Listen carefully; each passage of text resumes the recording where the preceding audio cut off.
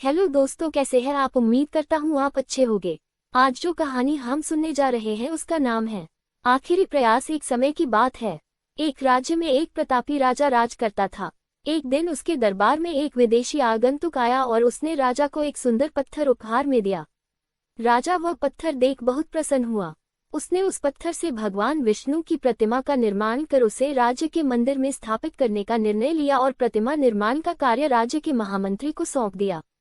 महामंत्री गांव के सर्वश्रेष्ठ मूर्तिकार के पास गया और उसे वो पत्थर देते हुए बोला, महाराज, मंदिर में भगवान विष्णु की प्रतिमा स्थापित करना चाहते हैं। 7 दिवस के भीतर इस पत्थर से भगवान विष्णु की प्रतिमा तैयार कर राजमहल पहुंचा देना। इसके लिए तुम्हें 50 स्वर्ण मुद्राएं दी जाएंगी। 50 स्वर्ण मुद्राओं की बात सुनकर मूर्तिकार खुश हो गया और महामंत्री के जाने के उपरांत प्रतिमा का निर्माण कार्य प्रारंभ करने के उद्देश्य से अपने औजार निकाल लिए। अपने औजारों में से उसने एक हथौड़ा लिया और पत्थर तोड़ने के लिए उस पर हथौड़े से वार करने लगा, किंतु पत्थर जस का तस रहा। मूर्तिकार ने हथौड़े के कई वार पत्थर पर किए, किंतु पत्थर नहीं टूटा।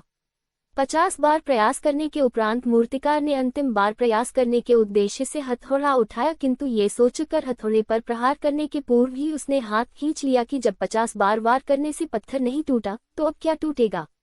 वह पत्थर लेकर वापस महामंत्री के पास गया और उसे यह कह वापस कर आया कि इस पत्थर को तोड़ना नामुमकिन है, इसलिए इससे भगवान विष्णु की प्रतिमा नहीं बन सकती।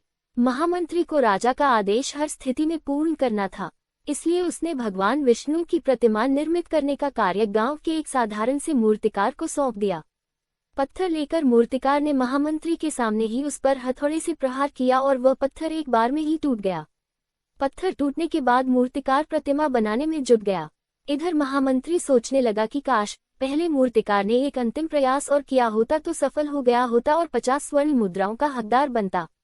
सीख मित्रों, हम भी अपने जीवन में ऐसी परिस्थितियों से दो चार होते रहते हैं।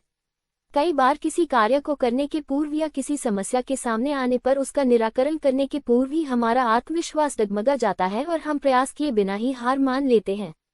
कई बार हम 1-2 प्रयास में असफलता मिलने पर आगे प्रयास करना छोड़ देते हैं, जबकि हो सकता है कि कुछ प्रयास और करने पर कार्य पूर्ण हो जाता या समस्या का समाधान हो जाता।